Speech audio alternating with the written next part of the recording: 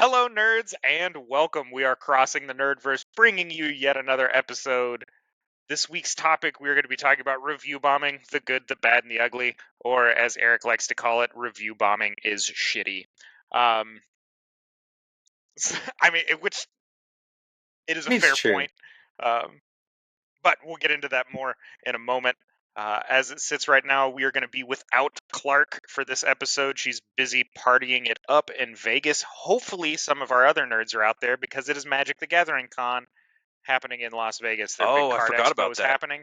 Yeah, big shout out to my friend Sam Combs or Floyd Combs. He's running a booth there for Emerald City Retro.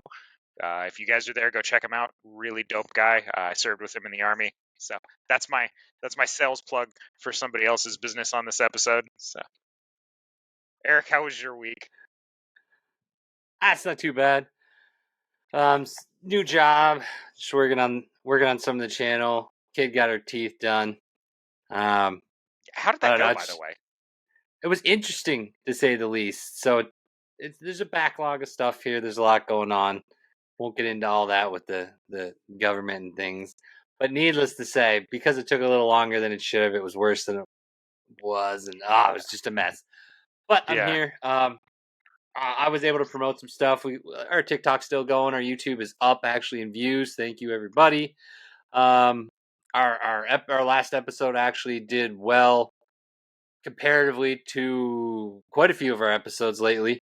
It went up quite fast in numbers. So it looks like going live is definitely helping the cause. But yeah, so that's it. That's good to know. Actually, it's been kind of up in the air in the metrics with whether the live has been helpful. So I'm happy to hear that. Yeah. Good. Yes. Good to know that we're paying dividends in that regard. Ryan, how was your week, brother? Spaceship continues, man. It's been all spaceships all day. Real life's been crazy, but whose isn't? So. Right. I meant to ask you about your spaceship. Did you try the stilt build because the AI automatically targets center mass? The middle of the ship. I saw some of the TikToks and the videos and stuff that comes up with that.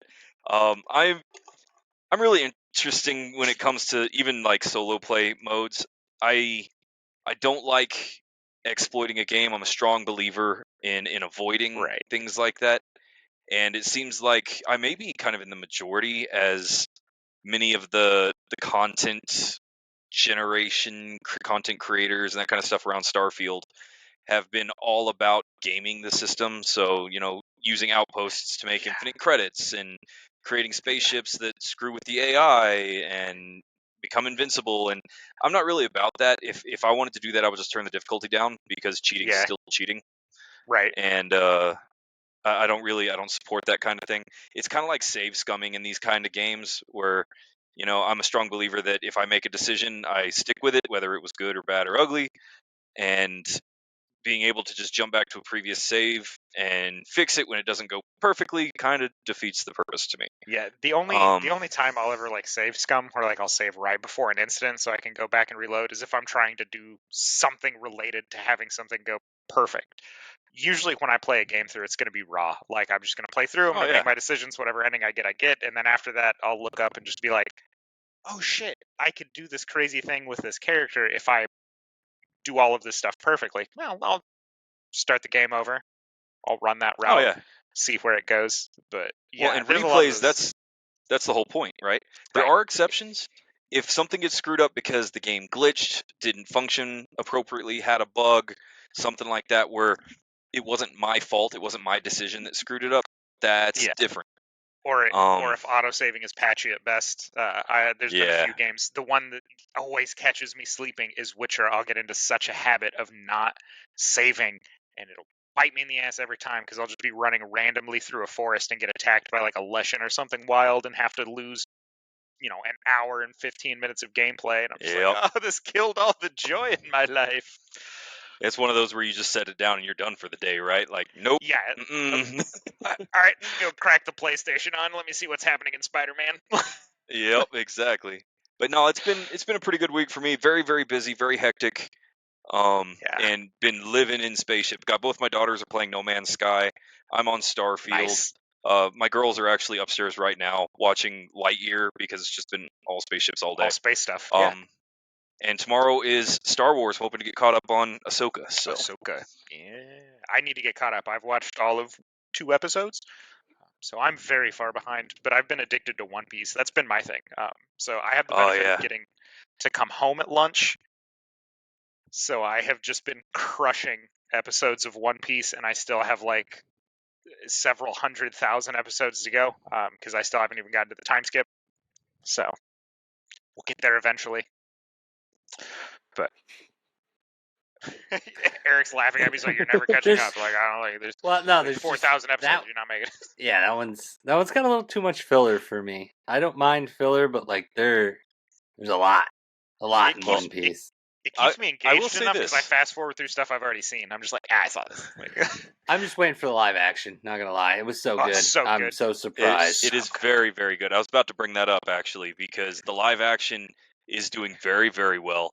They greenlit a season 2, which is amazing for a live action animation. Yeah. They have 12 seasons planned. Wow. Oh, I thought they were 6 the last I saw. 6 seasons over 12 years. They got 12 seasons planned, but obviously they got to get greenlit every season because it's Netflix. Yeah, and they're going to have to record fast because the guy playing Luffy is going to eventually get older. Yep. They can work that in. Any of this has to do with review bombing, but now, guys, while we get into it, we have a couple things we're going to cover tonight. Travis has a lot of opening kind of information to share with everybody. I am going to take the opportunity to just kind of break it down for you guys. If you can, if you're enjoying what you're hearing, please do the whole scripted everything with the like, the follow, the share, tell your friends about it, and all of that beautiful kind of algorithm metric stuff, because it really, really does help us out a lot. It helps us do what we do, and if you're enjoying the content and want to hear more, we've got to up those numbers. So if you can give us a like, give us a share, subscribe to the YouTube channel, it would be really appreciated, and it keeps the lights on around here. So, Travis, what's our open? I have to get through some very pressing news. It's been a while since I've given you guys a World of Wrestling update, and a lot of things have been announced this week. So we'll rewind just a little bit. I don't know if I've mentioned it on air. CM Punk fired with cause from AEW, apparently threatening the boss of the company with physical violence, not the way to go. For those of you in the professional realm, don't threaten to beat up your boss, right? Not a good look. Yeah, as Eric's just like, oh, you can't? Like, what? The Eric is Toxic episode continues to get closer. Yeah, we're getting closer and closer, though. So, yeah, that happened. We'll see what happens with locker room morale after that for AEW. They also announced that they are going to up their pay-per-view count to 12. I don't think that's a good idea. That's too many. AEW is having problems right now cycling people through their roster to keep them engaged. Even with 2 separate shows running currently, I don't know if they're going to be able to handle that many pay-per-views in a year. We'll see. I kind of agree with Jim Ross's assessment that if you do a pay-per-view every quarter and make it a huge deal, you'll be better than a bunch of small pay-per-views throughout the year. But yeah, it seems a little overambitious to me. I know they can pull it off. Like, I know they've got the funding and the crowd base to start off doing 12 a year if they wanted to. I don't know if they can sustain, but we'll see.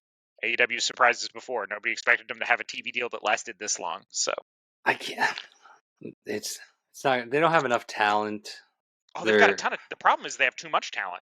That's why they had to start a second show. To do everything, I can't see it. They don't. You just worry about the high-end talent? You don't think they have enough? It's not going to be. It's going to be too much. The way they run their stories is weird. Like, yeah, everyone's used to WWE. The way they run it, the way they do it. That's why WWE is always going to be there. I just can't see AEW pulling off anything like that. Yeah, but with the way I would have capped it like max 6. So we'll see. Again, we'll see how it goes.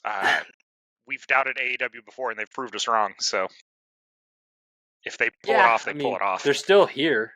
compared to like some other organizations that failed a lot faster. Right. So I'll give them that.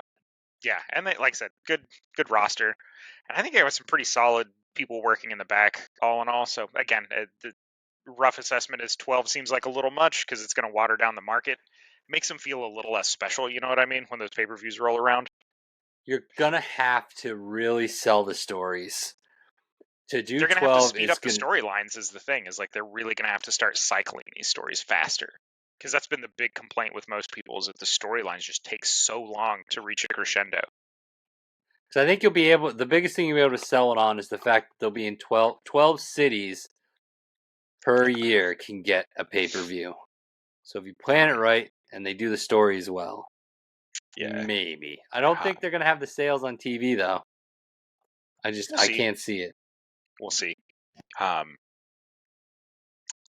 Last bit of AEW news, 2 major injuries that I'm tracking. There may be more. If there's somebody I missed on this list for the injury report, let us know in the comments. Right now it says that Adam Cole has suffered some type of severe injury, which, again, hoping he recovers quickly. He's a very talented individual. I love watching him on TV.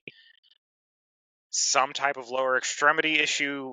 He was seen having to basically remove himself from the building on crutches, and then Jon Moxley suffered a devastating concussion to the point where they had to end the match early.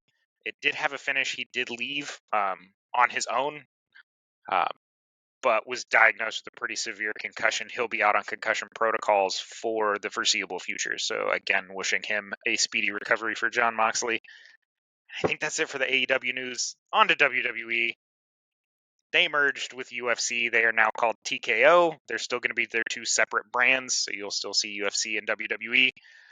Vince is still the chairman of the board because nothing can ever get rid of that man. He's like herpes. He's just going to keep popping up.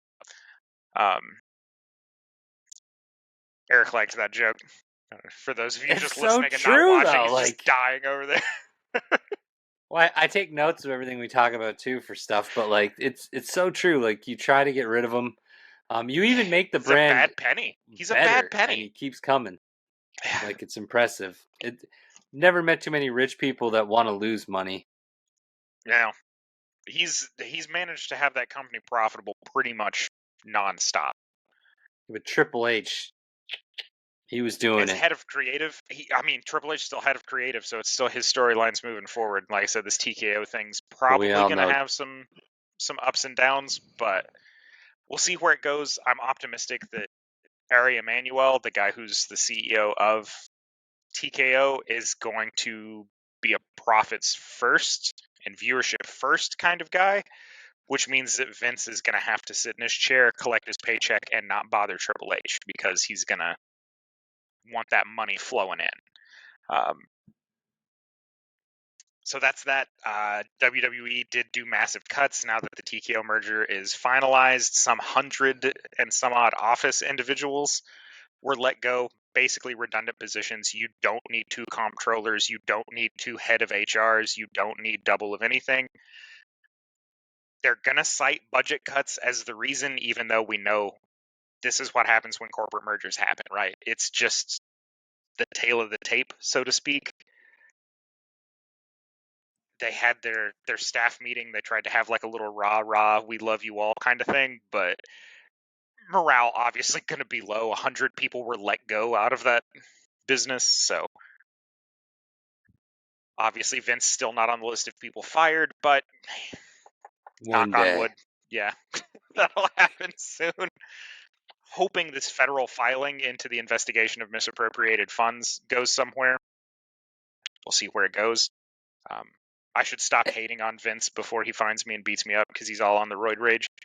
On a very honest note, we all appreciated everything Vince has done for the wrestling world, but there comes a time, just like all great people, where you need to step away. Yeah. AKA the Raiders in football or Dallas in football. Speaking of Dallas in football, Stephon Diggs, ACL tear. Rough. Anyway, the last of it before we move on to our full-time topic is going to be the last of the cuts, and I have names of talent that are going to be going. These were all announced today, which is Thursday, by the way. We record on Thursdays. But Mustafa Ali was let go, which good for him. He's been trying to get out of there for a long time. He will land on his feet. That is a very talented individual. For those of you that enjoy some pro wrestling, go check out some of his YouTube clips. The dude is superhuman. Emma was released, which is weird because she's been there for, I think she's been a roster call-up for like a year, I think. Hasn't been used well, hasn't really been used at all here lately. So she was let go. Rick Boogs, which we talked about him after I had the WWE draft show I went to that had the super awesome picture, sadly was let go. He also has not been used pretty much at all in recent months. Aaliyah received her release. She was from an NXT call-up. She had been with them since 2015. Never really utilized all that great. Never really made a big impact on the main roster. Elias was let go, which is super sad. I've always loved his comedy acts. WWE used to stand for Walk with Elias, and now it's, I guess, back to World Wrestling Entertainment. Top Dollar is gone. He was part of... he was paired up with Ashanti, the Adonis, and BFAB for... Oh, I forget their little faction's name. Regardless, again, underutilized. He will also land on his feet. That's a very talented guy. Riddick Moss is also probably going to get picked up. I wouldn't be shocked to see him in Impact. And here comes my two surprises. The first one being Shelton Benjamin, who has been with the company since the early 2000s, was let go. He Intercontinental Champion, Tag Team Champion. He's been paired up with Kurt Angle, been paired up with Brock Lesnar. He's, been with a lot of very top tier, very mainstream talents. Sad to see him let go. He has, however, been wildly underutilized after he had his brief singles push into the Intercontinental Champion arena. So, again, sad to see Shelton Benjamin go, but he will land on his feet. That's a really talented guy. Biggest surprise, Dolph Ziggler. And I know, even Ryan has his brow furrowed, and he hasn't watched since the mid 2010s. Well, I think that's was the when last he time was I had Ryan sit down. Yeah, it was also when he was the most popular, was like a while ago now, but a big name nonetheless.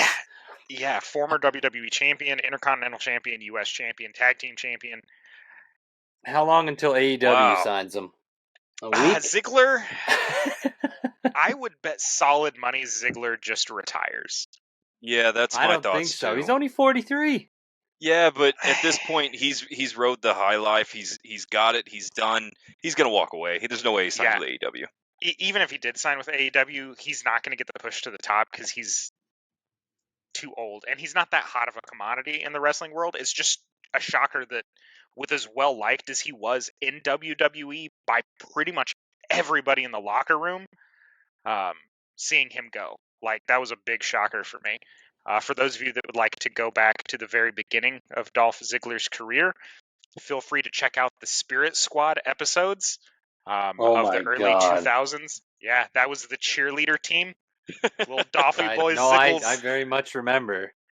Rewatch it. You'll recognize Dolph Ziggler when he pops up. I believe he was wrestling under the name Mikey. I think you're right. Great comedy act, by the way. Loved Spirit Squad. But yeah, moving on from there, Quincy Elliott, Bryson Montana, Dana Brooke, Mace Mansoor, Shanky, Baba Kato, Ulyssa Leon, Daniel MacArthur. All of those were NXT talents. Some of them were still in developmental, which means that they hadn't even been called up to actual NXT.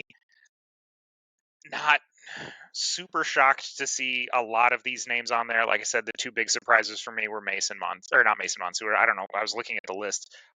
Shelton Benjamin and Dolph Ziggler. Everybody else really hasn't been used at all on this list. Was a little sad to see Dana Brooke go. I always liked her. I thought they missed an opportunity to pair her up with Natalya for a women's tag team run. But yeah, what do I know? really think she's one of the ones on the list that I think is criminally underutilized. She had a lot of potential. And this is coming from somebody that doesn't watch very often, right? Like you said, I haven't really sat down to watch anything in a decade, and still that one surprises me. Yeah, and like I said, a lot of these people are good enough. They're going to get picked up elsewhere. A lot of these developmental talents, before people just rage that they got let go, this happens all the time through various promotions. These people will go back down to what's essentially the minor leagues, do some character work, do some indie shows, maybe get picked up by Impact, maybe get picked up by Ring of Honor or AEW down the line, and maybe come back to WWE. Look at what happened with Drew McIntyre. Had a WWE run, it did not go well. He was let go. He worked the indies. He came back to WWE and has been like a 2 or 3 time champion now. He's on TV consistently. It's not the end of these people's careers by any means, and a lot of them Sometimes are very it's young. the beginning. Also, don't always bite on the dirt sheets. Nobody fired The Rock's daughter, because if they had, he would not have been on SmackDown last week. I can tell you that hands down. So yeah, not all of the dirt sheets are correct. The Rock's daughter was not fired. Like, people freaking out on the internet, man. Why would he abandon his daughter like that to appear on TV? I'm like, nobody fired her. She's not on TV right now. She's probably back down in the developmentals. There's just no way that they would risk not ever getting The Rock back for guest appearances by just shit-canning his kid. I am sad to see that Nia Jax is back in WWE, so I'm sure the long list of people she's injured can be an episode in and of itself. So keep a close eye on those concussion protocols, because Nia Jax is going to fucking hurt somebody. Dude, worst wrestling wrestler just ever. Gets so interesting. You know what has never been review bombed? Wrestling. Whoa. That's actually an interesting point. It has never been review bombed. It's not on my list of like incidents that happened. Yeah. Hold up, let me bring up my list here. I will say there's been some fantastic hashtags in regards to Vince McMahon on X, formerly known as Twitter. If you guys want to go look up some of the stuff that they've been tagging that man in. But if you look, like, review bombing is definitely interesting in and of itself, because it happens with a lot of different media platforms. But it does not happen with, and I don't know if it could happen with, like, live events and it would be hard for it to happen with like a live and sporting event, because you're not going to know it's. It'd be like trying to review bomb the NFL, right? Like that's what I mean. Like you can't do it. Like you can kind of do. Like people have said before, like, oh, this is going to be a shitty Super Bowl. Like everybody said it, but everybody still watched it. Well, yeah, but that's because the culture is there, right? Like for years, I'm going to say decades, it's been where, oh, I'm not excited. It's cool to be like, I'm not excited for the Super Bowl, or say things like, I'm only there for the commercials. And yet it's still one of the most highly viewed events. Sometimes there's amazing commercials. Like Doritos, to me, has just been nailing Super Bowl commercials in the last like 5 or 6 years. Well, and my wife legitimately watches the Super Bowl every year with me for the commercials. Yeah, and some of the commercials are really good. I enjoy them. You know what you can review bomb that's live? Theater. Yeah, but they'll throw you out if you get too boisterous. They'll kick you straight up out of there. All right, so anyway, review bombing. Let's cover what we're talking about. Bad guy, and everybody got really upset with me. It was wild. Like, well, you got me beat. I've yet to be thrown out of a live sporting event. I've never been thrown out of a live event. I didn't actually throw popcorn at somebody. I wouldn't do that. Never mind. Then I won't bring up any of my. I did actually. I say toxic behavior. Out of a sporting event, and Albie is probably going to remember this. I'm pretty sure Matt Wildman does. I have been thrown out of a college basketball game for tossing pennies to the referee. Oh dear. He was making a bunch of bad calls for the other team, so I was just trying to get one to go our way, and I thought maybe paying him was the right way to go, but it turns out that just gets you a technical and escorted out the door. So, yeah, I've never been thrown out of an event. I've been thrown out of bars. Like I've been thrown out of sports bars. Been thrown out of events. But bars, restaurants. I know a lot of people that have been thrown out of an organization. Yeah. Anyway, I'm going to yank the reins here. So we are going to be talking about the army. Right? Yeah, it's review bomb the armed forces. So we're going to be talking about review bombing tonight, in case that wasn't painfully obvious by this point. And so let's talk about like what it is and what we're dealing with. And actually, when I started bringing up my list, I was putting together my own personal list of like the biggest review bombs and that kind of stuff that happened.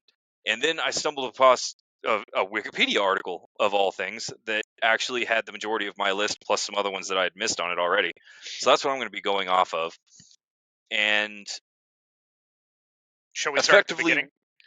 well, let's Wikipedia and the sources I'm going to be using define review bombing as a tactic where a large number of users purposefully post negative reviews on a video game or film or other whatever on a review website in order to damage its sales or reputation. What we're going to be covering tonight isn't necessarily just, a large number of users. We're going to be covering how the system has been manipulated and how it has impacted us as nerds' abilities to shop for our favorite stuff. So, And one thing, everybody, we are not legal experts in any way, Yeah. shape, or form. So if for some reason one of us says, which will probably be this guy, that that's illegal, I don't actually know that it is. I'm just talking out Feel of like it should the be. bottom side of myself, Yep. and it should absolutely be illegal. But on a very real note, we don't know. Yeah, Because none there of are us- there are constant legal things that are going on in media right now that is wild. So I'm sure like there's actually like, if I'm not mistaken, stuff being looked at through Rotten Tomato because some firm was hiring people to review bombs. So like, we say anything, we're not legal experts, don't Yeah. take our advice serious. We're just Very here to upfront. talk. In fact, I'm going to try real hard not to offer advice at all. We are not lawyers. We are not marketing experts. We are not finance experts. We are not social media experts. I'm a gaming expert, so if I say a game's just here good, for it's a good good. time. I'm just throwing that out there. Yeah, I will Eric, give you you haven't solid thought- gaming advice. Eric I'm hasn't the thought a best. game is good since 1994. He doesn't Yeah, count. Eric. Baldur's Gate Eric's 3 is like the enjoying best games game when to you had- come out in like a decade. Eric stopped enjoying games when you had to stop paying a quarter to play. Yep. It's Dude, that don't mindset, hate man. on arcade. He spent his whole childhood being told, "Oh yeah, I put my quarter in and I get to win. I need to beat it." And playing games designed to eat your money Yeah. and having that level of come back I and still try to beat won. it again, you loser, Still won. being You what just pay defined enough his quarters. video game career. Speaking of games that eat money, you'll never guess which manufacturer is on this list. Oh man, yeah, I started putting it together. I was the same way. Like, I can't believe how many times this has happened to them. It's a two-letter so studio for- for those of you who haven't Yeah. picked up on who it is yet. Let's start at the beginning, and the first kind of official review bomb that hit the video game scene in 2008 was against Electronic Arts. So I know we're all surprised. Spore. EA's such a Spore, but EA's such a wholesome, family-oriented, really backing the consumer company, and definitely not an evil corporation pushing microtransactions at all. And I don't want to say. Yeah, I'm not going to use the 2008. word evil, but they are definitely pushing the profit margin as far as it'll go. So Spore was review bombed on Amazon in 2008 after EA incorporated a digital rights media kind of program into everything, which we're all nerds. Everybody knows what a DRM is. This was a major upset in kind of that point. I know I, for one, was really, really excited about Spore. It had gotten a lot of hype. It was really well advertised. I was looking forward to it. And then it just kind of fell off the radar. It kind of fell underneath everything. The trailers for that game were the best part of that game. Yeah. Which I was Well, I was and- excited for it too, and then it came out. I started reading like, speaking of reviews, before it got out of hand in regards to review bombing, I was like, man, this is not doing well. I watched some playthroughs of people, and they were just like, this is not great. And then, of course, the digital rights management came out where you could only install it a certain number of times. So if you changed Yeah. systems and wanted Spore Well- to go with you, Here's the thing. We've covered video games a lot before, right? Like, we've covered especially Bethesda studio games where they don't come out perfect because of a combination of profit mongering and unrealistic scope and and release deadlines and that kind of stuff. Games are released with a few problems more often than not. No game ever comes out perfect, and at this point with the complexity of games, it can't be perfect. Like, no matter how many playtesters you have, if you have 1,000 playtesters play 1,000 hours of Starfield, you're not going to find the bugs that pop up when you have 1,000,000 playtesters play 1,000 hours of Starfield. And that's kind of the problem I had with Spore, and why I'm actually going to categorize Spore's review bomb into the good side of things, because all it was EA trying, in theory, it was EA trying to prevent piracy of the game. You got to remember, it was the late 2000s. Piracy was everything in the late 2000s. And so their DRM was set up where you could not install the game more than 3 times. Now, for a game of that scope to do what it was attempting to do, I know one of the fixes that I get to at about step 4 of troubleshooting a game on my PC is to uninstall and reinstall the game. Yep. With this DRM in place, that effectively made it where I'm going to rent your busted game until it breaks 3 times, and then you just get to keep my money and I'm screwed. Yeah. And I'm not okay with that. I think EA was trying to pull a fast one on that one, and I'm in favor of this review bomb. Yeah, I mean, going from that, I think the next big one, as far as the list of things I played that got massively review bombed, was Mass Effect 3. I agreed with some of the negative reviews on it, but straight just running it into the ground to drive its basically overall score down, I think was a pretty extreme reaction to a game that was fairly well made mechanically. But had a very disappointing conclusion. I said the ending of that game was bad. Like, I hated the ending of that game. And I think that was pretty much industry-wide. Yeah, I don't think there was a single person that played Mass Effect through that was just like, I'm satisfied with how this game ended. No, everybody was fucking pissed.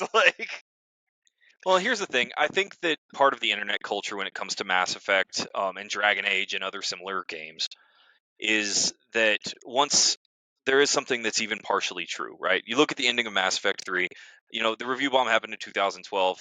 I guess spoiler alerts for anybody that's getting ready to play the Mass Effect series. You're just now picking up Mass Effect 3. Mass Effect, the franchise Mass Effect, is easily one of my favorite video game franchises of all time. I think it's amazing. I love the storytelling. The gameplay consistently got better with every single game they released. Yes, I'm including Andromeda in this. Maybe not the graphics or the fidelity, but, the gameplay. And I think that the narrative was fantastic. I think that the ending to Mass Effect 3, as far as a full franchise wrap-up, was weak, but I do not think it was anywhere nearly as bad as people started saying it was on the internet. And I think that 90% of the players jumped on the bandwagon and decided to say, oh, it went from Mass Effect 3's ending is kind of bad to Mass Effect 3's ending was hot garbage and this soup sandwich of a franchise is doomed. And that's kind of the review bomb speaking right there. Yeah, the people that were like went so far as like, this has ruined the joy in my life because of the ending of Mass Effect 3. I was like, maybe you're a little too invested in your game. Maybe it's time to spend a little bit of time outside. Go touch grass. Yeah, go touch grass. Go see the sun. In their defense, though, that's a long story. Like, you endured a lot. You went through a lot. Yeah, so, to get that kind of ending, if you really are invested in the story, but it's just like a good book or a good movie. It didn't. No, not your life, but it was in the moment it could feel like that because it was such a big thing. I'm sure afterwards they were probably okay, but in the moment, I was like, really? I put so much time into this series. Yeah, and this is what you give me at the end? Ryan and I hit the end of Mass Effect 3 pretty much neck and neck when it dropped, because we mainlined that game, right? We dropped what we were doing to play that. And it's a bad ending. It just really is. It wasn't to the point where I was just like, I hate Mass Effect. I hate Mass Effect now. I was like, I still go back and play it. Hell, I played Mass Effect 3 again here recently. Mm-hmm. And they did the story patch up to where the ending was a little more satisfactory. I think they were just trying to wrap it up into a definitive conclusion, and it went the wrong way. I'm not going to blame them, say, of intentionally creating a shit game and then selling it to me, because it wasn't. The game was mechanically sound. I don't think I ran into. Yeah. I don't think I really ran into any bugs from start to finish on that one. Maybe one or two. And I know we're kind of jumping around a little bit here, but another thing we should bring up in regards to review bombing is how people can review the games and things of that nature. Well, So far we started with video games, and the big thing for me is Metacritic with video games. Mm-hmm. I don't go there for any reviews. The reason I say it's the big thing is because a lot of people go there for their scores, and every single time a game comes out, the score comes up. I personally am not a big fan of it. One of these two can probably talk on it better than me in a minute. I want to bring up Steam. I enjoy Steam. I think they do reviews in a great way. So yes, there's always going to be review bombs. It's life because it's not always review bombs. Sometimes a game is just shit. But I like the fact that on Steam you have to own it. So to give a review, you have to own it. Yes, maybe you bought it for a day and returned it, whatever. But you had to put the time in and are a true player. You're not just someone that was like, well, I own a PlayStation and I can't get this game, so I'm just going to give it a bad score and give it a bad review. So I do enjoy the way Steam does it. It's nice to see. And then when you get into any of the magazines and stuff, they all do their own thing. You can kind of see the bias if you pay attention. So if you're using magazines for your reviews, you already know their biases and how it's going to work and what your game's going to get for a score before it comes out. My favorite is Microsoft reviewing Microsoft-owned studios. Those are always like, oh my god, yeah. It's just when you get into it, I feel like gamers, nerds, everybody's smart enough to kind of get the gist of if you read certain magazines, they naturally give certain games high scores and other games low scores. So Brian, So I hate to just take a position of just being very adversarial about that. However, I'm going to cover both your points. Firstly, Metacritic. Metacritic's worthless. You cannot trust anything Metacritic says. You haven't been able to since 2011 when it was discovered that Metacritic doesn't actually give a shit about its reviews and gets paid to say good or bad things. It's just another marketing face. Metacritic is worthless. Secondly, in regards to Steam, you have some very valid points and points that I agree with. You have to own the game, yada, yada, yada. It's very cool. However, Steam has the exact same problem as Amazon in the fact that there are actually sub-fandoms right now whose whole hobby is coming up with funny or overblown or patently wrong reviews and posting them to Steam and or Amazon in order to try to, tell a joke or be funny or get featured on BuzzFeed. And so I really feel like, you got to get internet famous because you had a post go viral, right? I can't trust reviews on Steam or Amazon anymore because of that culture. I think the big thing on finding reviews, and this is going to be my advice, take it for what it will. I was thrown out of a basketball game for tossing pennies at a ref, so maybe I'm not the best one to advise people. Shop reviews, right? Look up a whole bunch of different ones. I like to go find very lengthy positive reviews and very lengthy negative reviews and see where it brings me to the middle. If I look at a game and I see well written, well thought out, well argued bad reviews, and I see a bunch of them in a row, maybe the game's not great. If I see some just a ton of 5-star reviews with no writing, I immediately think bot.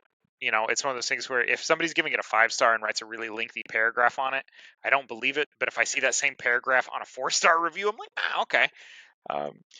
Well, we've gotten to the point as a culture now, we kind of we don't believe, which is good. We question it more and more. But I've gotten to the point now where I watch videos instead of even reading reviews. So the upside to all this culture with that we've gone to with Twitch and Kick and all these programs where kids, people are streaming. I shouldn't say kids. There's adults that are streamers, which is cool. Is I watch that now and I judge for myself because it gives me the opportunity to do it. And it's nice. Reviews will always be important, but do you guys ever watch Grandma Cod? No, but I'm gonna. Yeah, it's literally like the old lady that plays COD because her grandkids were into it, and she out there bodying bitches for free. She's pretty good at COD. Did not start off that way, but it's super funny to see a little old lady playing Call of Duty as hardcore as she does.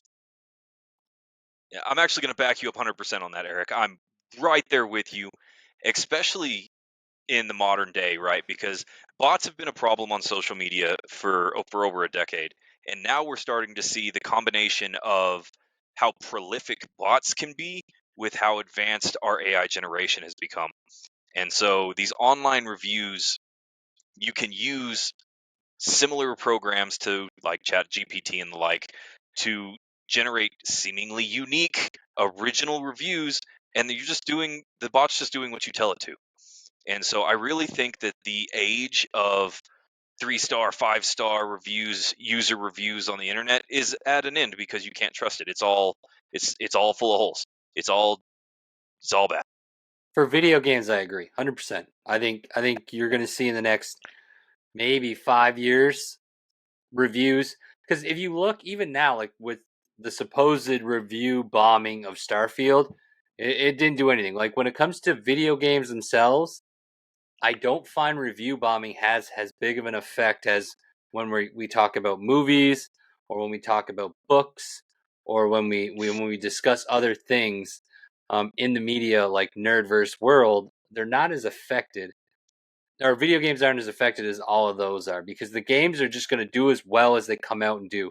Like Cyberpunk, people say that was review bombed.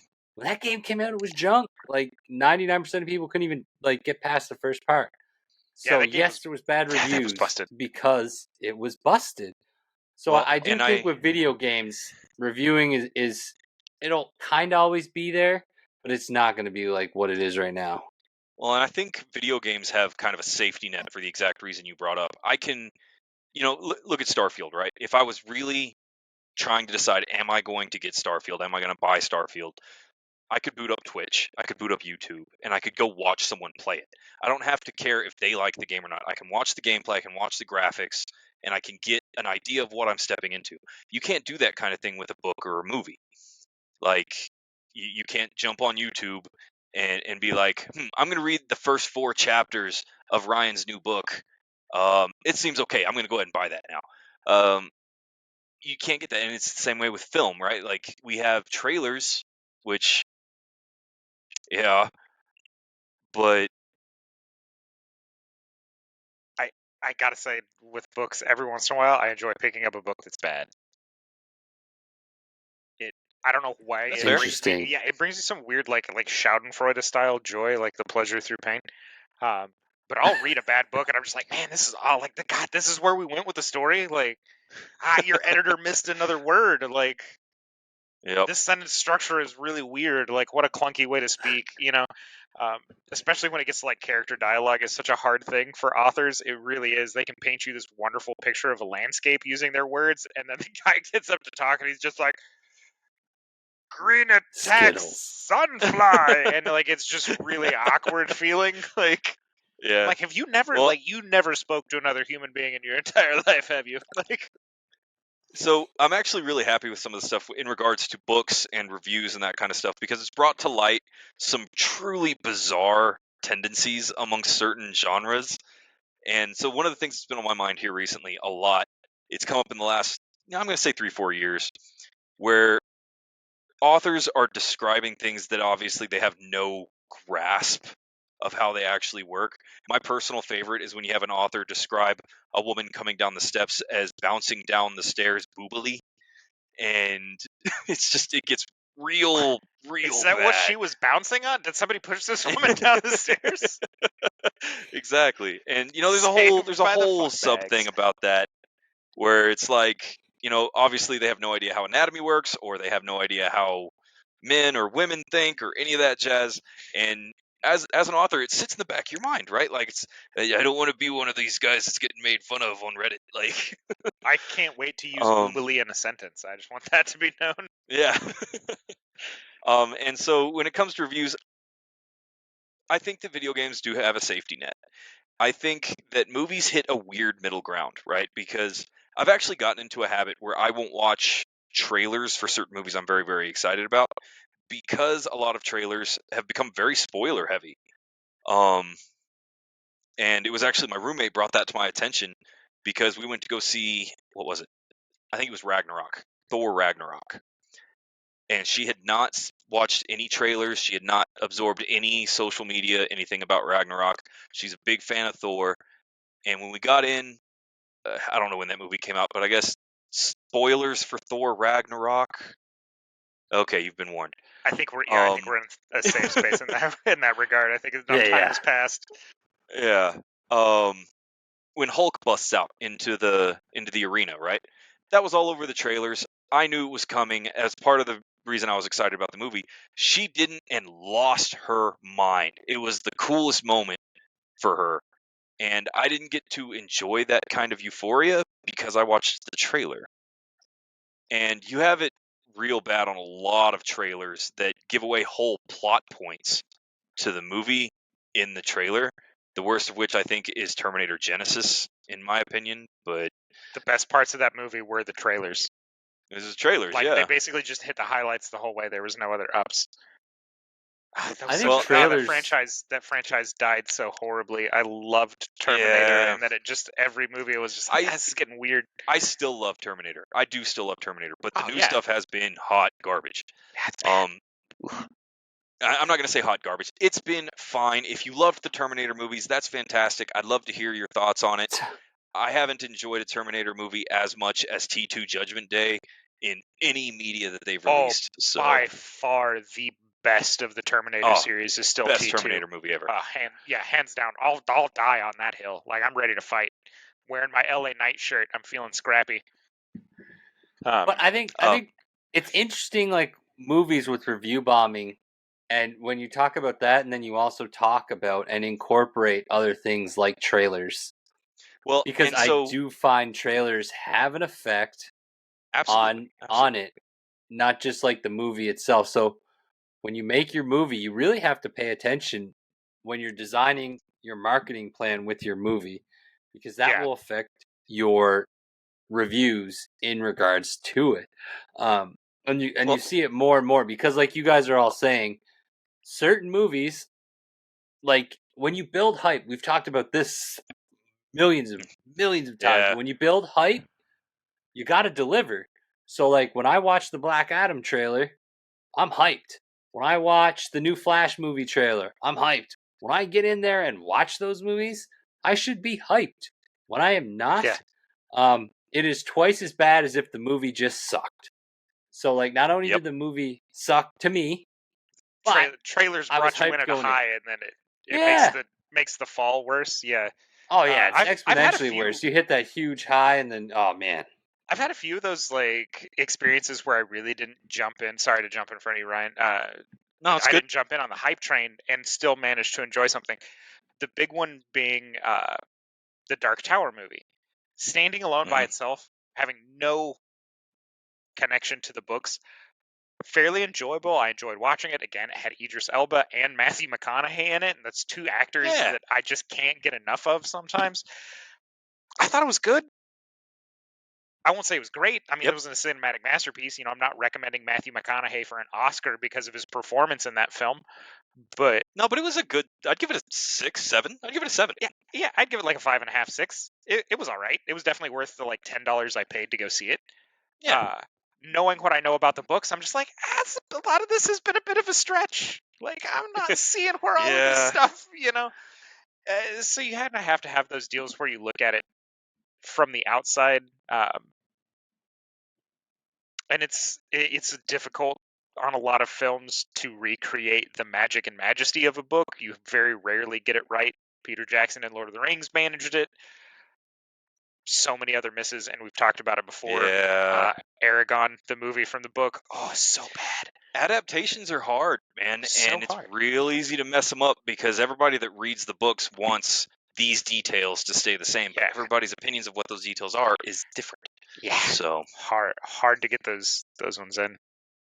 Go ahead, Ryan. So I actually, in regards to movies, and again, this is going to be my prevailing opinion throughout this entire episode, in case it isn't obvious yet, is that Ryan doesn't trust reviews. So bear that in mind. I'm going to bring up a movie. I don't remember when it came out. I want to say it was 2012. I better Google it before I'm going to bring up Bright on Netflix. Will Smith, decent movie. 2017, Will Smith does Bright on Netflix. Was the movie life-changing? No. I enjoyed it. I thought it was really cool. I enjoyed kind of the modern science fantasy aspects to it. And before that movie even came out, it was review bombed into the ground. And it was review bombed into the ground because Netflix refused to play by Hollywood's rules. They went out, they made the movie in Colorado. They didn't do anything in LA. They didn't bring in any of the middlemen or the production middlemen or pay the money or lick the feet of the people they were supposed to do it. And so before that movie even released, the entire internet, heavy air quotes, was talking about how much it sucked. 0 stars. Was it a great movie? Well, no, it was a fine movie. Not every movie, like Travis likes to say, not every movie needs to change my life, right?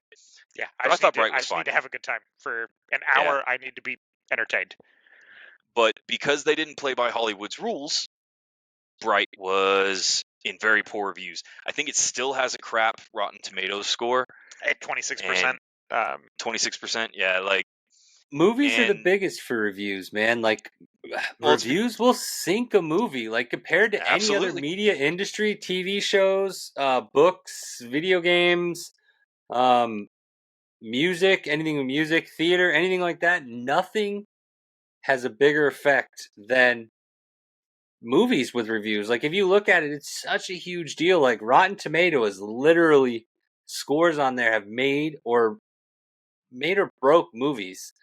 Absolutely. Legitimately, like Yeah, movies 100%. have done a lot better. Like if their score goes up, the movie does better in theaters. If the score goes down, movies do worse. Like this isn't something that we're making up or kind of saying. Like this is actually like a proven thing to the point to where like Rotten Tomato eventually could get some hot water, like in regards to certain things that happen with it. So it's an interesting industry.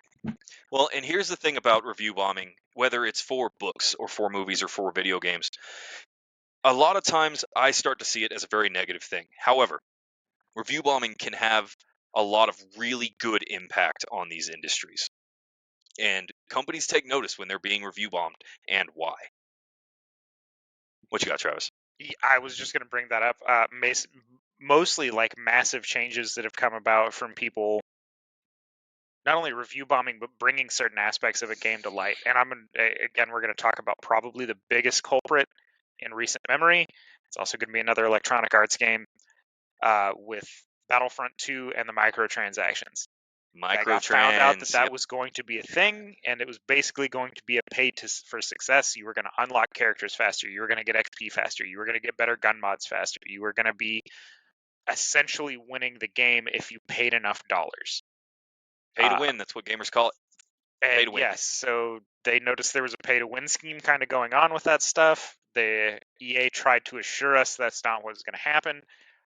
Until people got online and we were just like, hey, here's a side-by-side comparison from me, another player I'm playing with. I have spent $50 buying all these packs. He has spent $0.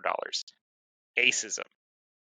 They do the reverse, where that guy, instead of saying, hey, it's just one guy that's better at the game than the other, reversed it. That person paid more money, turned around, started buying other people. It became very clear that it was a pay for success kind of metric. The review bombs hit. People were making multiple accounts just to tell EA that they were mad about it. And they pulled it. Like, they pulled all of those microtransactions from the game. It became purely cosmetic. They put everybody back on equal footing, but the damage was done. That game did very poorly. It was on sale within days of being released just to get download numbers up. So you have those upsides where you can kind of force the hand of video game developers. Blizzard being another one. They did that with Diablo. There was going to be an online marketplace where it was not going to be microtransactions, but you were going to be able to purchase and trade basically all the best items in the game via an online marketplace, which is always a money generator for games. So again, it was one of those things they finally pulled that because that was going to be bad. It creates basically an in-game economy that not forces people, but encourages them to spend additional money for mechanical benefits, and that's always bad. And everybody's got to remember the good points with TV. So we've gotten some really good shows back because of positive review bombing. Futurama has left and come back several times. Wait, what are they on, like 4, 5 now?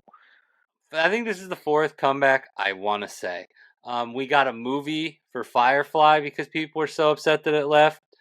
Yeah. So, while we are talking in the beginning a little bit about the negative side to review bombing, there's always going to be positive things that come from it, because if you actually take the time to show your love and appreciation for stuff, the studios and stuff probably don't care if you love it or not. They love the fact that you love it because that means you're going to open your wallet or you're going to spend your time enjoying it. Because it's a known fact that people that enjoy something don't always take the time to express it. So when you actually do, on top of everything else, that's a huge grab for studios, directors, and all these different people. And especially today, when you look at a lot of things are making comebacks, they're talking about doing a Highlander movie. Why? Because the original Highlander was so popular. They're bringing it back, and they want to do something because people love it. There can be only one. Counterpoint. That movie did dismal upon release, right? It became a cult classic. Yeah. It's not because it did well in theaters. It's not because it was highly reviewed or anything like that. It wasn't because people loved it. Is that it slowly built this very like underground following of like, check this ridiculous action movie out. And part of the love for it was Sean Connery with his Scottish accent playing an Egyptian wielding a katana. I love that combination. I was like, none of this fits. Why aren't you wielding a khopesh like the rest of Egypt? Why do you have a katana? Why does it have an ivory handle? Thousands of years. Yeah, the ivory handle. It makes no sense. Like none of it makes any sense. Like, oh gosh, yeah, Russell Crowe. For those of our don't believe it. Like I just like. For those of you listening, that this is kind of an ongoing joke with me and Travis. We were both history majors in college, and so if you ever, want to not love history pieces, or you want to not be able to stop picking out historical inaccuracies in any form of fiction, be a history major in college. It ruins all kinds of good stuff for you. Yeah, if you want to watch historical movies and not have a good time, be a history major. Dude, Highlander is probably the most realistic. Oh yeah, very grounded in reality. Yeah. Like guys that live through hundreds of years. I mean, technically, he lived so long, he probably got a new katana. I'm pretty sure they explained it. He went to Japan at one point and got a katana. Stuff. On the subject of interesting video game stuff. I'm picturing Sean Connery pronouncing Japanese names, and I'm dying inside. Oh, don't do it. It's a trick. It's a trick. I want to bring up indie gaming. So we've seen indie games here recently be able to do some really amazing stuff, right? Cuphead. We've seen Cuphead now has a television show because of fan love.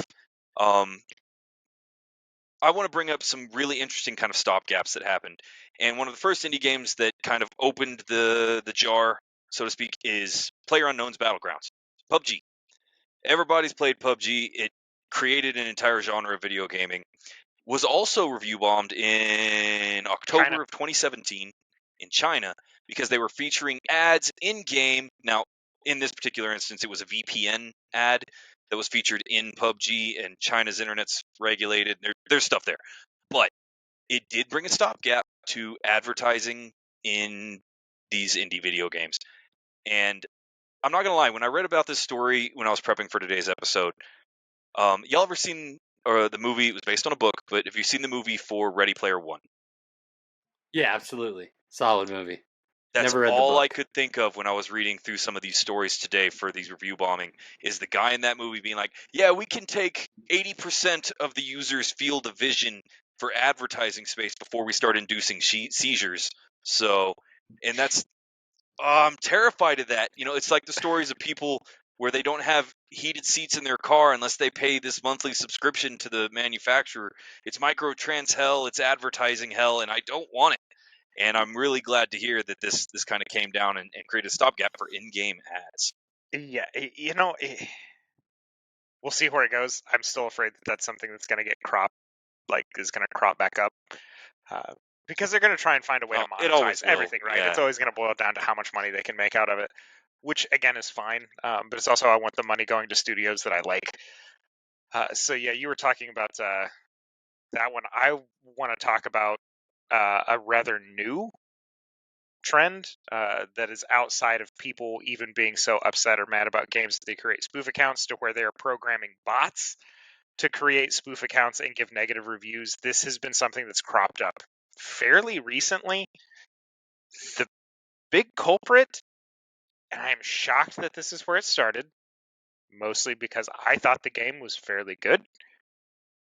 Pokemon on the Nintendo Switch, when they cut out certain iterations of Pokemon, people were creating bots specifically to leave negative reviews. So Pokemon Sword and Shield,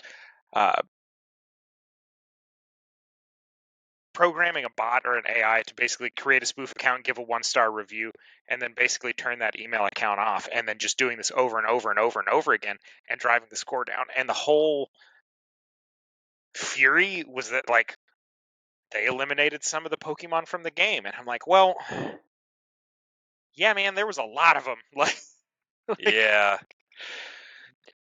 the game's only so big, right? Like, it's on a Nintendo Switch. It's on the little card. There's only so much space available in that regard.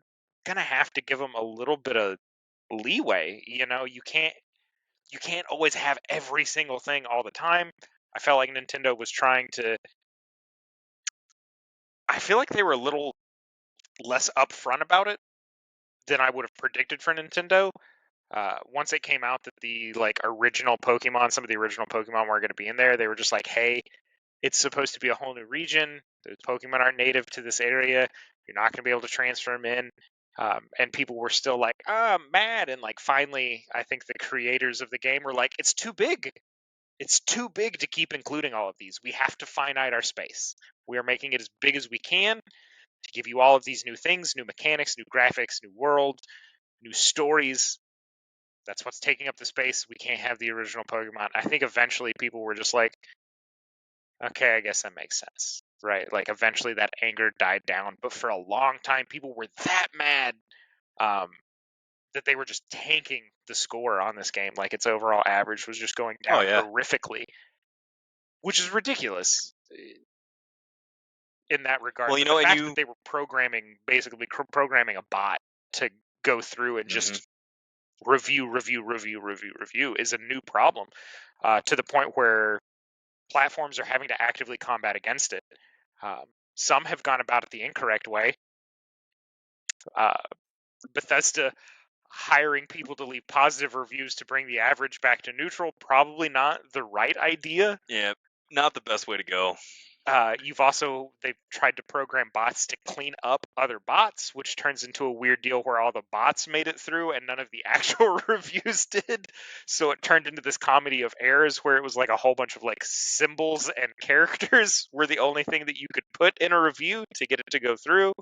So the one thing I like, Rotten Tomato, if I'm not mistaken, has done this. I don't know if they do this for everyone, but they did this for, I think it started with, I think it was The Little Mermaid, because they got review bombed so bad. You had to somehow show proof that you went to the movie or that you saw it. Like, they had a process so it couldn't just be bombed into the ground. I was reading something about it. Well, and, but see, the that's all. counter bots, the cleanup bots, have gotten much better.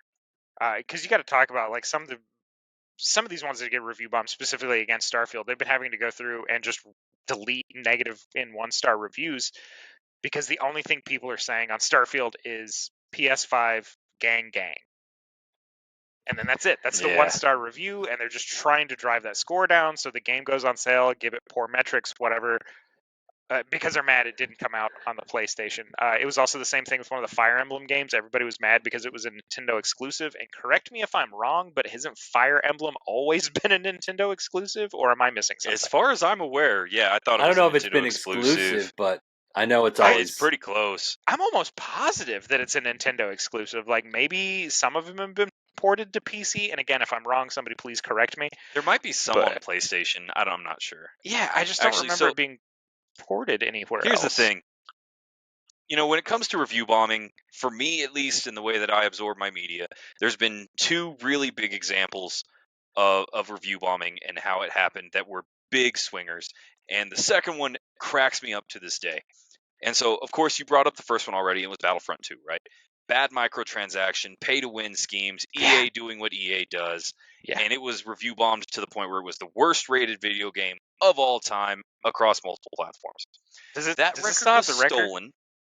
No, it does not. It was stolen by Overwatch 2. Overwatch 2 became the worst rated video game on every platform within 48 hours of its launch due to bad microtransaction management, as well as a lot of the controversy that came up with Blizzard and Activision. But whenever they shut down the sexual reviews for the harassment game, stuff. indeed, when they shut down reviews for Overwatch, and because it was getting so bad, they just decided to cut it off. Like, nobody can review it. We're taking it all off.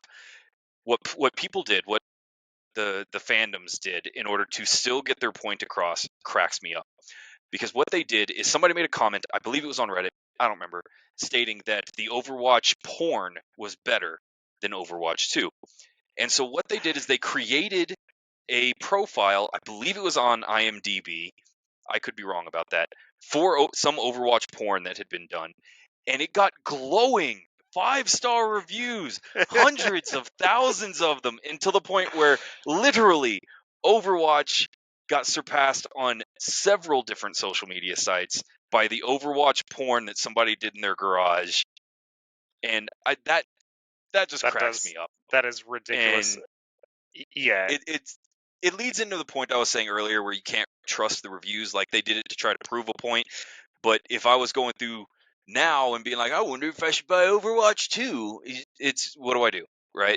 Like, because people start, it's like the GameStop stuff that happened with the stock market. It became a meme into itself. And so once reviewing becomes a meme viral action, it loses validity, in my opinion. I mean, have we been able to trust reviews since the 2 thumbs up guys stopped Siskel and reviewing Ebert? all the time? Yeah. Well, here's the thing: you can't even trust them. They're the ones getting paid by Hollywood to be like, sell this movie. Some of those reviews they like gave, they were like, them. Yeah, I feel like they give a fairly decent assessment on a lot of them, but there's a lot of those reviews that are like, they'll just be like, this is a cinematic masterpiece. What a wonderful journey. And I'm like, this movie is a snore. And then they'll just be like, this action movie that panders to the lowest mean of society. And I'm like, this movie was fantastic. The one that I'm always going to bring up, Expendables, the first Expendables movie, got so many bad reviews from like film critics. Well, and I'm like, they weren't trying to make an amazing movie. Is the thing is they weren't trying to make some cinematic masterpiece. They weren't trying to tell a fantastic story. Yeah, they were being exactly what they were, and that was 80s and early 90s action stars. Some 2000s with some of those other guys. But I mean, that was all they were ever trying to be. And that was the whole point of the movie, is like, hey, we just gathered together all of these action stars, and we're making a dumb action movie. It had cheesy one-liners. It had over-the-top action. Nobody ever reloaded. Like, all those tropes that people always like shit on for action movies were in this, and it was amazing because it didn't try to be anything other than a dumb action movie. The only thing I want to say about that real quick is that I give a little bit of leeway in those types of situations, which is why I don't really look at reviews for movies too often, is they usually use like the metrics breakdown, like in the sense of like the storytelling, the action scenes, and the this, that, and the other. So technically speaking, if they are to be fair across the board with every movie, and they have this like set outline they use to like rate them, then I kind of get why the Expendables would get a bad review, because like the storytelling, I mean, like you said, it's not there That's for fair. that. So like but an yeah, it's not action what it's scene, for. like yeah, you're gonna get a bad score though if they do it that way. But they should. I didn't read any reviews on Expendables, but they should state some of the best action sequences in a movie are in there, like just gunplay and everything like that. But I don't know. It's for over the top tropey action and stuff, you can cover the spectrum, because I'm going to look at Expendables because everything Travis said is accurate in my opinion. I liked the movie for what it was. It's kind of like going back and watch Army of Darkness now, where you got the Chin out there saying amazing things. But you can take an over the top action movie and turn it into something beautiful and poetic and a masterpiece. And I'm going to bring up Fury Road, Mad Max Fury Road. John Wick, I have my own opinions on John Wick. I love it, but John Wick is the epitome of, we are going to tell the simplest story in the most complex setting imaginable. That's what John Wick is. And yeah, but God, that redefined action movies. Like, you can't deny that action movies are going to be based on the John Wick standard moving forward. Well, and here's the interesting thing about John Wick is John Wick was very successful, and I'm not gonna lie, I blame Keanu Reeves for that. But I like John Wick. I think it's a good one, but there's nothing truly original about that franchise other than the setting, which is barely explored in all 4 movies. Because you look at everything that what it does, the way its camera work is done, the way the gunfights are handled, that was all done in Equilibrium decades before. No, the not even gunfighting close. was way better. Not even close. Equilibrium, totally different thing. The gunfighting in John Wick was more true to like a real tactical, actual gunplay. Oh, I gunfight, see where you're coming from. Like, right? I get that. And the as far as like trying to get those key involved points with it, yeah, like, because you saw, and like obviously it was still unrealistic, like the way 9mm doesn't behave that way. That's going to get me into like a weird sciencey talk that we can't get into right now because I know way too much about ballistics tables. But like and we can't deviate. We're on review bombing. Yeah, that's right, review bombing. But yeah, like I mean, just the way that the whole movie was done is going to set a whole new standard. But for now action you are movies. going to get bad reviews as it goes along because the story, unfortunately, Yeah. is not deep enough to make that many movies. Yeah, it's a very shallow story in a very complex setting. Absolutely love them and will watch them every time. But if you want me to call John Wick 4 a really good movie, it's hard because I need some story to grab. I haven't actually watched 4 yet. So. I haven't either, but I'm going to guess after watching 3 that had like maybe a kind of story, I think. 4 can't have anything left. All right, so I know we're coming up on time. Yeah. I do want to hit a point with you guys. Now, the reason we brought up review bombing, the whole reason that we're here, guys, is because we are all nerds. We belong to our Nerdverses, and no matter what Nerdverse you're in, you need to know how to shop and choose your media, your stuff, and I need to know how to do it. Like, obviously, we're dealing primarily with movies and video games. That's where kind of we live. But Travis, you're in the wrestling kind of realm of things. And even for people that are in some of the more like niche, I'm not going to call them niche, I guess, the other nerd verses, like Lego, like, stickers, like whatever the case may be, we got to decide how we're going to shop. Because, again, a lot of these companies, a lot of these corporations, they listen and speak precisely one language, and it's pocketbook. Yeah. And so if we can't trust the reviews, and the reviews are being manipulated, whether it's by AI or by bots or by, viral crowdsourcing, how do you guys shop for your stuff? I touched on it briefly. I go with the method just to use an analogy, the widest net catches the most fish, right? I basically just pluck from just about everywhere. I will read the obviously paid for reviews. That's mostly for my own humor sense. Like I said, I touched on it before. Microsoft reviewing their own games, like basically, good job, Microsoft, you did so well.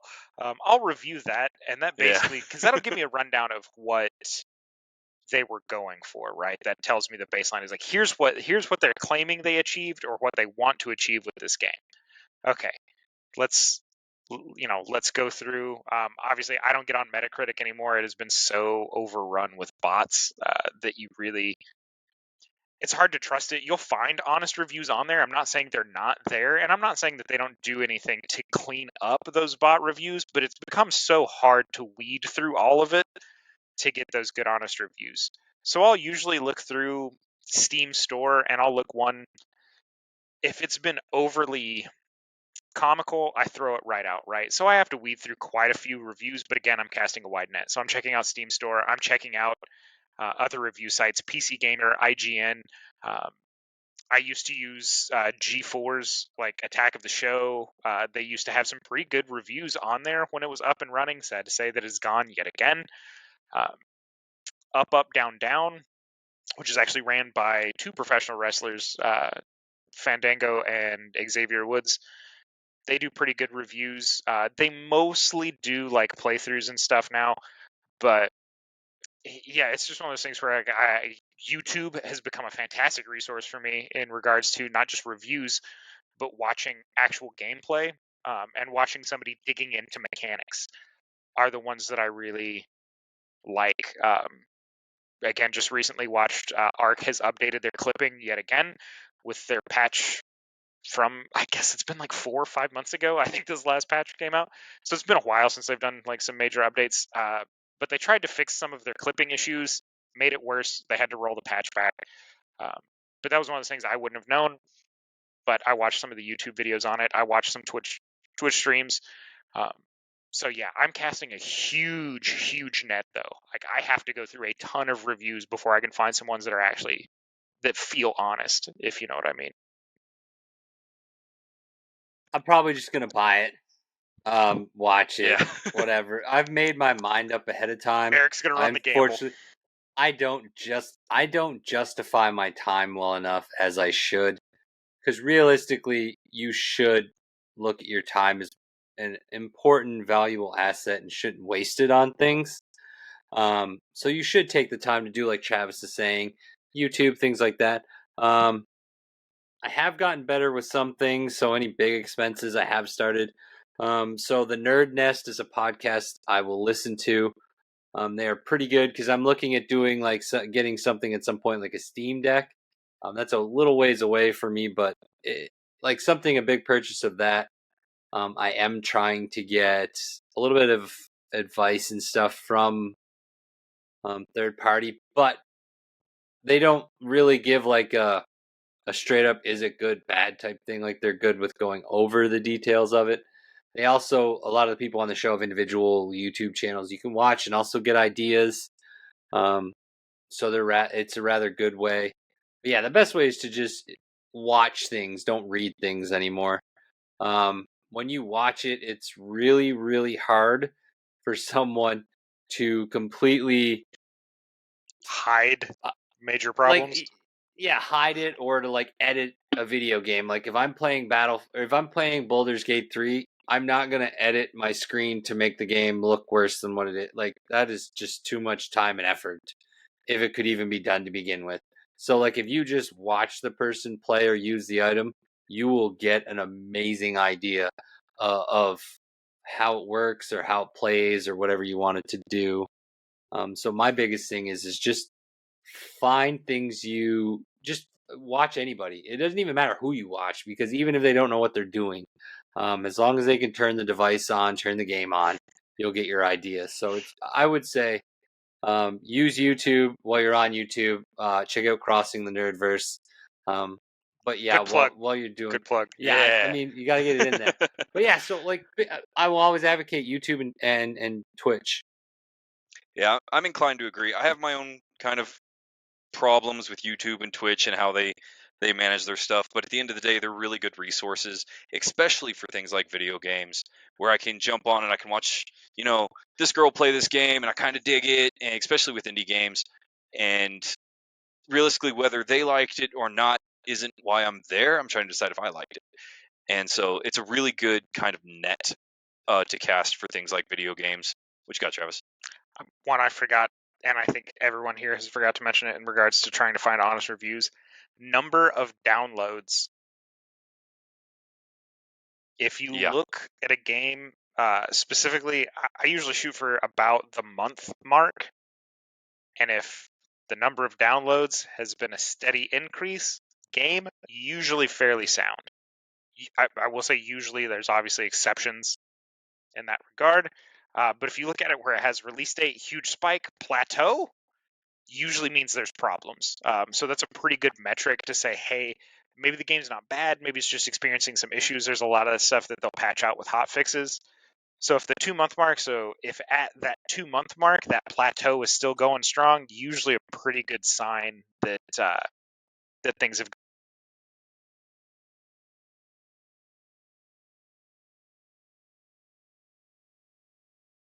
Games as like active players had a massive spike and then a massive drop. Yeah, that tells you that people are no longer playing that game. So if you look at it at a specific date and it said 30,000 people are playing at any given time, and then 2 weeks later the number of people playing is about 4,000, bad game.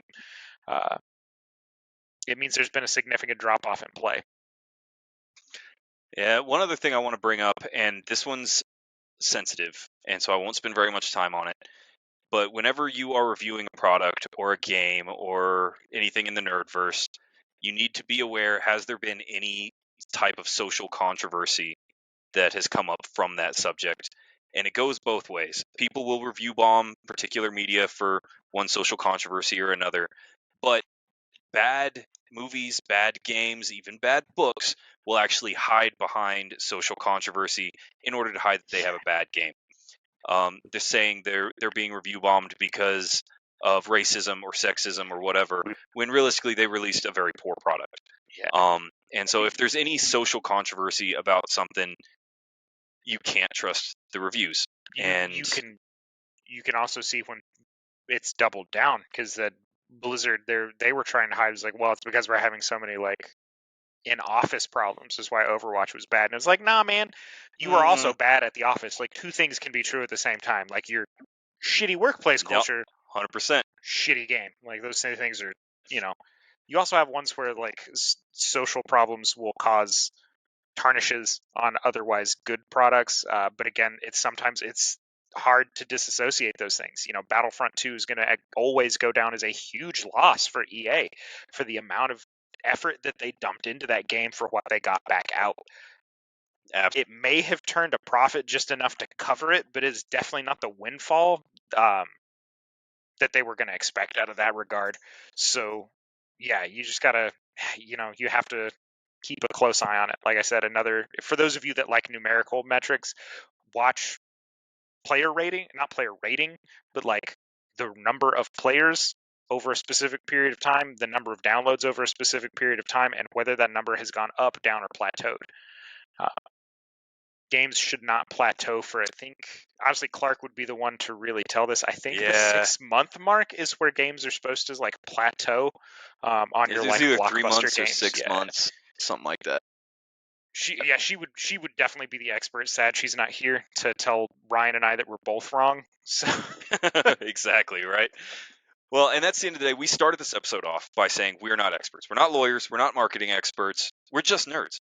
And it has become very, very difficult to try to decide where to spend your money. And especially since that's the only language a lot of these companies speak, I land a lot in Eric's kind of camp. If it's within my fandoms, I'm probably going to buy it. That's just the way it is. And I can get burned by that as often as it works out really, really well. It does mean I get to enjoy certain things that the internet is telling me is bad, and I should not like that, and I'm a bad person for liking that.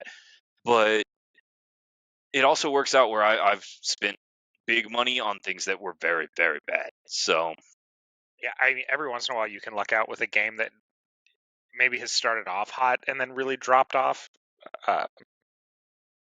Because then it's nice, because then your server times, like especially for games that are like always online or online only play, it's like, man, like I'm just loading in fast and like I can get all of this crap done because there's not a gajillion people here in my way. That was kind of one of the things that I really liked on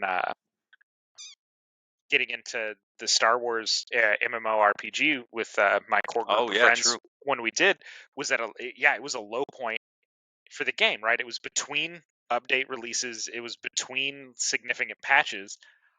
I made so much money on that marketplace by selling gear that I got from raids, because it wasn't for my class, and like two, nobody was like, there was only certain people still on selling those things. So those are really hot items. So it was kind of nice to be in a game at the low point. I just want to bring up two things. One, Larian Studios, they actually do seem to care about more than just the money. They 100%. took their time with Baldur's Gate 3. They could have rushed it. They could have early released it, but they could have actually released it earlier than they did. They waited a good amount of time. Yes, there was still minor bugs. People might have experienced a couple bigger bugs. You're always going to get them. But overall, really solid launch. They took their time. They gave a shit about what we thought and what we said. And they made an amazing product for the people. So huge shout out to them. And oh man, yeah, I like that one. Well, I mean, when you talk about examples where we've seen good things happen, I'm going to bring up Sonic the Hedgehog, the Sonic movie. Oh yeah, I thought you were about to talk about Sonic Frontiers. I was like, bro, that game was still bad. Like, no, like, the Sonic the Hedgehog movie. effectively review bombed into the dirt for Ugly Sonic, right? Sonic with Teeth was bad. Sonic with Teeth was terrifying. They should have made it, dude. I'm sorry. I wanted to see that. That's like man. the horror movie. Winnie the Pooh, I'm the horror putting that movie. in the Eric is toxic category once again. Hey, have you seen that Winnie the Pooh horror movie? Oh, Blood and Just Honey? saying. I have not yet, but I want to. Oh, and lastly, I do remember now. Everyone, Titanfall 2. Titanfall 2. It was nice to see it patched, so it's working right. It takes a little bit to get into maps compared to like when it was super popular, but I do feel like it's making a swing back now. So it's kind of one of those positive things. A lot of people loved it enough that it's making its way back. There's even some whispers of a third one coming. Yes. So there's a positive coming out of kind of the review world that's helping stuff. And Crossing the Nerdverse is also a network on Titanfall 2. So if you look us up, it is there, and we are trying to grow. And on the subject of reviews, what you got, Travis? I have one more point on topic before you get into that. One last point. With Titanfall, the potential for a Titanfall 3, I wonder if it's because, was it Armored Core 6 that just came out here recently that's done really well? I believe so. Or like Mech Warrior 6. I know it's a mech game. Armored Core 6. Armored Core 6. There we go. Yeah, has done really well. So it may be one of those things where that's kind of like pushing it into as a production idea to get a new mech game, because I would love another Titanfall game. So dude, it's hands down, it's the best mech game ever. The best mech series. 100%. I 100% agree. All right, guys. We're going to come up to the end of our episode here. You know, we've been talking about review bombing, the ups and downs of it, and on the subject of reviews, now that you've made it to the end of our episode, I'm going to once again encourage you, please like, comment, subscribe, and more importantly, share our video. That's how we get to keep doing this, guys. That's what keeps the lights on, and we would really, really appreciate it. It doesn't take much of your time. Just give us a thumbs up, tell your friends about us, share it on your best platform, and yeah. Eric, you got anything else? I'm super into Skittles right now. Just throwing that out there in all forms. You and Marshawn Lynch would get along. Mostly sour Skittles. They're very good, especially with a little milk. Just throwing that out there. Sour Skittles and milk, you can get out of town. And with that terrible food combination, I'm going to bring this episode to a close, mostly so I can chew Eric out for that. Good Lord, what a terrible way to bring this down. I need to be uncensored at Eric for a minute. Yeah, anyway, we have been crossing the Nerdverse. We've been talking about review bombing. Find us wherever you get your podcast from. We're literally everywhere. So, with that, we will catch you next time. Thanks for joining us. See you guys. Ooh woo.